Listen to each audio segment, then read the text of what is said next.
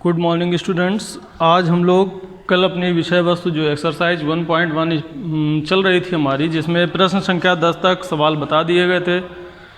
मेरे ख्याल से सभी लोगों ने लगा लिए होंगे। उसके आगे की चर्चा प्रारंभ करते हैं। तो प्रश्न संख्या 10 के बाद प्रश्न संख्या 11 में कहा गया है कि प्रश्न संख्या 11 कह रहा है किसी परेड में 616 सदस्यों वाली एक सेना की टुकड़ी को 32 सदस्यों वाले एक आर्मी बैंड के पीछे मार्च करना है। तो सदस्य कितने हैं? 616 सदस्यों का एक सेना की टुकड़ी है जिसको 32 सदस्यों के आर्मी बैंड के पीछे मार्च करना है। तो आर्मी बैंड में कितने सदस्य हैं? 32 सदस्यों के बीच वाले एक आर्मी बैंड के पीछे मार्च करना है। दोनों समूहों को समान संख्या वाले स्तंभों में मार्च करना है। उन स्तंभों की अधिकतम संख्या क्या है जिसमें वे मार्च कर सकते हैं? तो स्तंभों की अधिकतम संख्या का मतलब है कि यहाँ पर हमें इन दोनों संख्याओं का HCF ज्ञात करना है। दोनों संख्याओं का क्या निकालना है? HCF ज्ञात करना है। तो हमने बताया था आपको यूक्लिड विभाजन प्रमेयिका का जब हम प्रयोग करते हैं तो जो बड़ी संख्या होती है उसको A मानते हैं, जो छोटी संख्या होती है उसको B मानते हैं। तो इसमें A बराबर 616 और B बराबर 32 हो जाएगा। यूक्लिड प्रमेय का प्रयोग कर लें। यूक्लिड विभाजन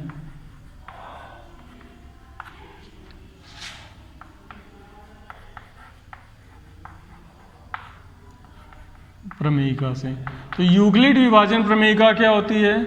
A बराबर BQ प्लस R। यहाँ जो R है ये होता है शेषफल। जब तक R का मान शून्य नहीं हो जाता है तब तक हम इसी प्रमेय को कंटिन्यू लगाते हैं। तो यहाँ A की जगह कितना लिखेंगे? 616 बराबर B की जगह 32 और गुणा। अब 32 का भाग 616 में देने के लिए हमने आपको तरीका बताया था कि इसको आप रफ में करके देख सकते हैं कि 32 का भाग दे दीजिए किसमें? 616 में। तो जब 32 का भाग 616 में देते हैं तो ये एक बार जाएगा पहले,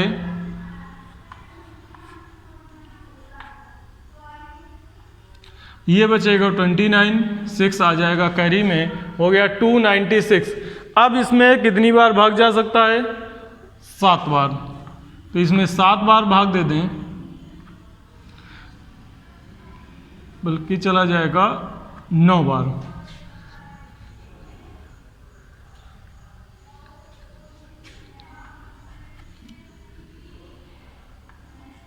तो ये कितना आ जाएगा? 288। शेषफल देखेंगे तो बचेगा 8। अब यहाँ पर इसको लिख दें तो 616 बराबर 32 गुणा 19 और प्लस 8। तो अब यहाँ चूंकि R बराबर 8 जो कि शून्य नहीं है, अतः पुनः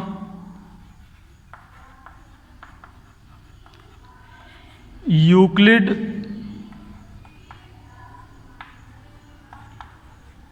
प्रमेय से।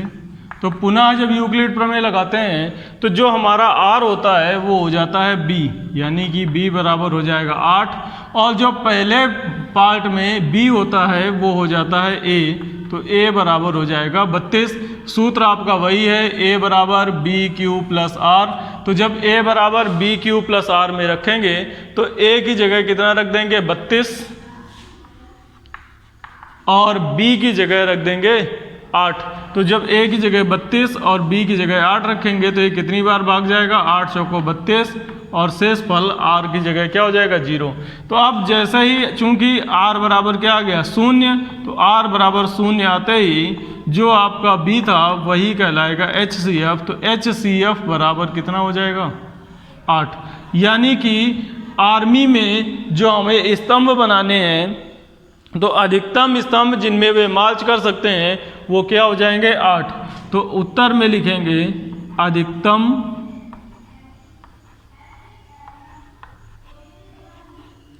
अधिकतम स्तंभ बराबर क्या बनेंगे? 8। ये आपका आंसर हो जाएगा। तो यूक्लिड विभाजन प्रमेयिका की सहायता से क्वेश्चन संख्या 11, तो क्वेश्चन संख्या 11 में ये बताया गया कि 616 सैनिक थे, उनको 32 सदस्यों के एक आर्मी बैंड के साथ में परेड करनी थी, तो कितने स्तंभ में हम कैरी कर सकते हैं? तो टोटल 8 स्तंभ बनेंगे, 8 स्तंभों में वो 32 आर्मी बैंड के साथ चलते रहेंगे। नेक्स्ट इसके बाद क्वेश्चन संख्या 12 में पहुंचते हैं। क्वेश्चन संख्या 12 कहता है यूक्लिड विभाजन प्रमेयिका का प्रयोग करके दर्शाइए कि किसी धनात्मक पूर्णांक का वर्ग किसी पूर्णांक m के लिए 3m या 3m + 1 के रूप का होता है। तो किसी धनात्मक संख्या का जो पूर्ण वर्ग है या किसी धनात्मक पूर्णांक का वर्ग होता है वो या तो 3m प्रकार का होगा या 3m + 1 के प्रकार का होगा। इसको हम लोग प्रारंभ करते हैं। तो सबसे पहले मान लें कोई एक संख्या है धनात्मक पूर्णांक a, उस धनात्मक पूर्णांक का जो वर्ग है वो किस रूप में व्यक्त करना है? 3m या 3m + 1 के रूप में व्यक्त करना है। तो सवाल नंबर 12, माना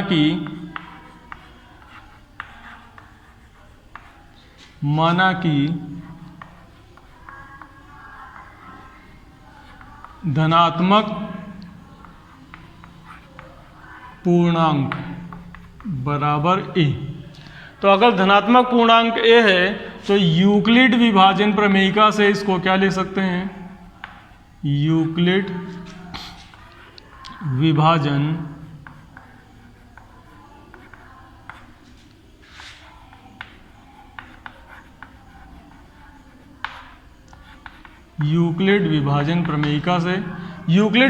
प्रमेयिका से क्या आएगा? a बराबर BQ + R, a बराबर लिखेंगे BQ + R। अब हमें इसको a का जो वर्ग है वो 3m और 3m + 1 के रूप का दिखाना है। तो हम यहाँ जब 3 के लिए लेते हैं तो b बराबर 3 ले लें, तो यदि b बराबर कितना हो जाएगा? 3, तो b बराबर 3 होने पर a बराबर क्या आ जाएगा? 3q + R। a बराबर हो गया 3q + R। a बराबर 3q + R होने पर ये जो r का मान है वो या तो 3 से छोटा होगा या 3 से छोटा होगा। तो 3 से छोटा होने का मतलब क्या है? या तो 0 होगा या 1 होगा और या फिर क्या होगा? 2। तो r का मान 0, 1 या 2 हो सकता है। तो अब यहाँ पर केस बनेंगे आपके केस फर्स्ट, सेकंड, थर्ड। तो केस फर्स्ट, सेकंड, थर्ड में क्या है? जब r का मान 0 होगा तो b के a का वर्ग क्या बनेगा? जब r का मान 1 होगा तो क्या होगा? r का मान 2 होगा तो क्या होगा? तो सबसे पहले केस फर्स्ट की बात करते हैं। केस फर्स्ट में जब r बराबर 0, तो जब r का मान 0 होगा तो a बराबर क्या आ जाएगा? 3q + 0, यानी कि a बराबर हो गया 3q। दोनों पक्षों का वर्ग कर दें, दोनों पक्षों का वर्ग करने पर, तो जब दोनों पक्षों का वर्ग करेंगे तो क्या आ जाएगा? a² बराबर 3q का स्क्वायर। तो जब a² बराबर 3q² आएगा तो a² बराबर क्या हो जाएगा? 9q²। और 9q² को हम लिख सकते हैं 3 × 3q²। तो a² बराबर क्या लिखा जा सकता है? 3m। a² को हम लिख सकते हैं 3m, जहाँ m बराबर है 3q²। इसके बाद केस सेकंड की बात करते हैं। तो केस सेकंड में जब r बराबर 1, केस सेकंड में जब r बराबर क्या होगा? 1, तो r बराबर 1 होने पर a बराबर क्या आ जाएगा? 3q + 1। तो a बराबर 3q + 1, दोनों पक्षों का पुनः वर्ग कर दें, दोनों पक्षों का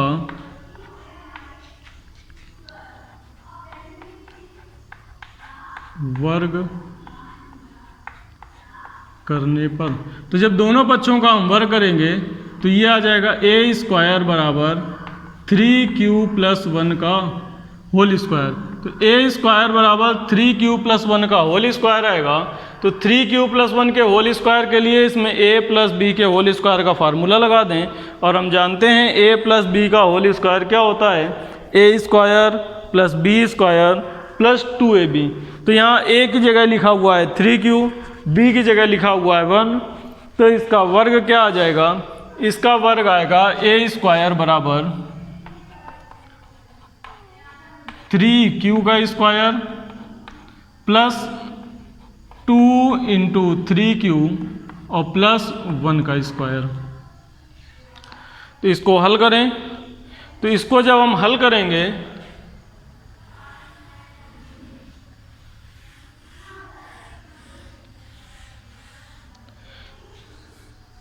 इसको हल करने पर हमें क्या प्राप्त होता है, ये आ जाएगा आपका a स्क्वायर बराबर 9q स्क्वायर प्लस 6q + 1।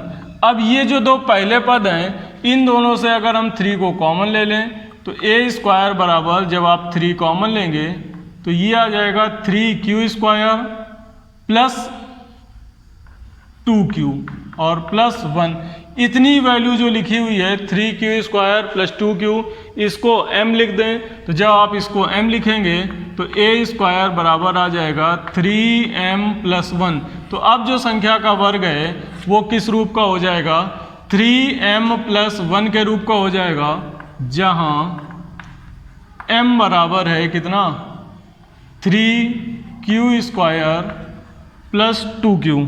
तो m बराबर है 3q square plus 2q। Next अब पहुंचते हैं हम लोग केस थर्ड में।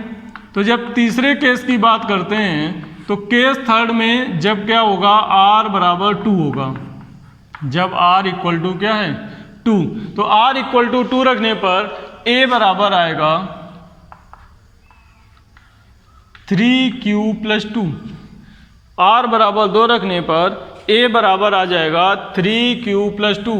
अब दोनों पक्षों का वर्ग कर दें, दोनों पक्षों का वर्ग करने पर क्या प्राप्त होगा,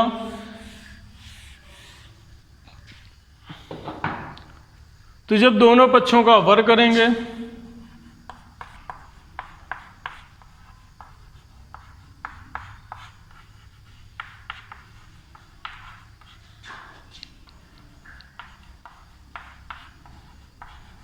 दोनों पक्षों का वर्ग करने पर ये हो जाएगा a स्क्वायर बराबर 3q + 2 का होल स्क्वायर। पुनः इसमें a + b के होल स्क्वायर का फार्मूला लगा दें, तो ये आ जाएगा 3q का होल स्क्वायर प्लस 2 × 3q × 2 और प्लस 2 का स्क्वायर। तो ये आ जाएगा आपका 9q स्क्वायर प्लस 12q और प्लस 4। अब क्या है, इन दोनों से तो 3 कॉमन है, लेकिन जो 4 है ये भी क्या है, 3 से बड़ा है। तो जब 3 से बड़ी संख्या है, हमें भाग 3 का देना है, तो इसको इस तरह से लिख सकते हैं कि a स्क्वायर बराबर 9q square plus 12q plus 3 + 1। तो जो 4 है उसको लिखेंगे 3 + 1। अब ये जो 3 संख्या है 9q square plus 12q plus 3, इन तीनों से 3 कॉमन है। तो जब इन तीनों से 3 को कॉमन लेंगे तो क्या आ जाएगा, 3q square plus 4q plus 1 और प्लस 1। तो ये हो जाएगा आपका पुनः 3m + 1 के रूप का, जहाँ m बराबर आएगा 3q square plus 4q plus 1। तो ये हो गए आपकी 3 संख्याएं। तो किसी धनात्मक पूर्णांक का जो वर्ग है वो सबसे पहले केस में a स्क्वायर बराबर 3m आया था, दूसरे केस में a स्क्वायर बराबर 3m + 1 और तीसरे केस में a स्क्वायर बराबर 3m + 1 आया है। इस तरह से इन तीनों केसों में हमने ये देखा कि किसी भी धनात्मक पूर्णांक का जो वर्ग होता है वो या तो 3m होता है या फिर 3m+1 होता है। ये बात हो गई क्वेश्चन संख्या 12 की। अब पहुंचते हैं हम लोग क्वेश्चन संख्या 13 में। तो क्वेश्चन संख्या 13 क्या कह रहा है, इसको पढ़ लेते हैं जरा।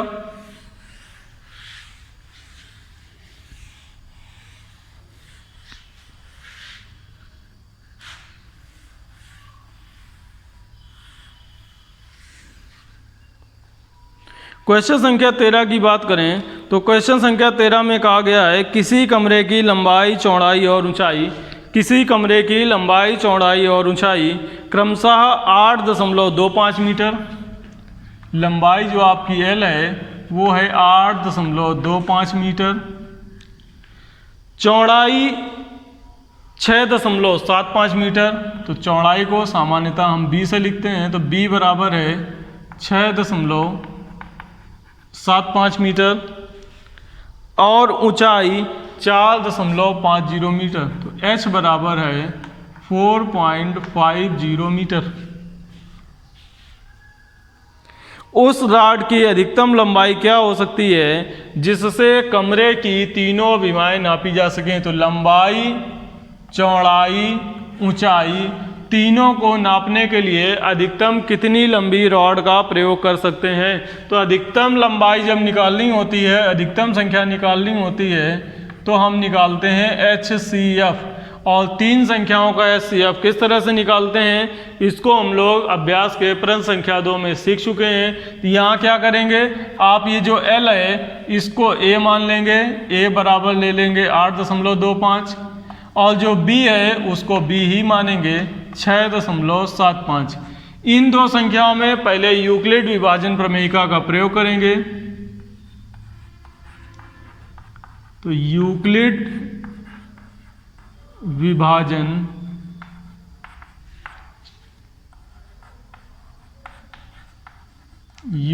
विभाजन प्रमेयिका से, तो यूक्लिड विभाजन प्रमेयिका होती है A बराबर BQ+R।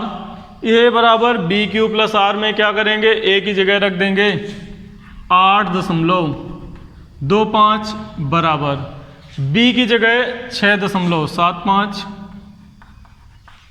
Q की जगह आ जाएगा 1, और प्लस शेष बचेगा आपके पास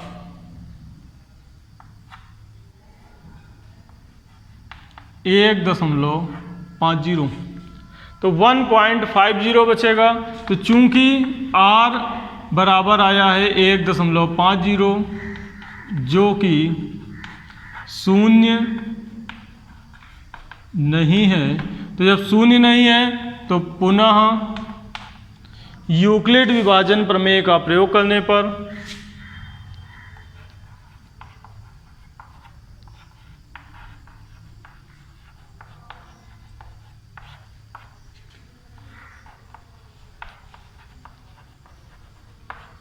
तो जब पुनः यूक्लिड विभाजन प्रमेयिका लगाएंगे तो जो आपका B था 6.75 ये हो जाएगा A, तो A बराबर हो जाएगा 6.75, B बराबर हो जाएगा 1.50। इसमें मान रखेंगे A बराबर BQ+R में, तो जब A बराबर BQ+R में रखेंगे तो ये क्या आ जाएगा 6.75 बराबर B की जगह 1.50 गुणा भाग चला जाएगा 4 बार, और प्लस शेष बचेगा 0.75। अब चूंकि R का मान अभी भी 0 नहीं है, तो R का मान 0 नहीं है, तो अब B हो जाएगा आपका 0.75 और A हो जाएगा 1.50। जैसे ही रखेंगे R का मान 0 आ जाएगा, तो ये जो B बनेगा नेक्स्ट स्टेप में 0.75 वो पहली और दूसरी संख्या का HCF हो जाएगा। इस HCF को B मानेंगे और H को मानेंगे A। ये जो H है 4.50, जब इसको A और इसको B लेंगे तो इन दोनों का HCF कैलकुलेट करेंगे, यही आपका फाइनल उत्तर आ जाएगा 0.75। तो इस तरह से आप प्रश्न संख्या 13 को कंप्लीट कर लेंगे। प्रश्न संख्या 14 में कहा गया है यूक्लिड विभाजन प्रमेयिका का प्रयोग करके दर्शाइए कि किसी धनात्मक पूर्णांक का घन 9m 9m + 1 या 9m + 8 के रूप का होता है। तो जिस तरह से इसके पहले वाले प्रश्न में हमने वर्ग किया था, जहाँ जहाँ लिखा था दोनों पक्षों का वर्ग करने पर, वहाँ लिख देंगे दोनों पक्षों का घन करने पर, और उसमें a + b के होल क्यूब का फार्मूला लगा देंगे। आपका प्रश्न संख्या 14 कंप्लीट हो जाएगा। इस तरह से ये एक्सरसाइज 1.1 कंप्लीट होती है। अब कल इसके आगे हम लोग चर्चा करेंगे, जिसमें हम पढ़ेंगे अंक गणित की आधारभूत प्रमेय भाज्य अभाज्य के बारे में।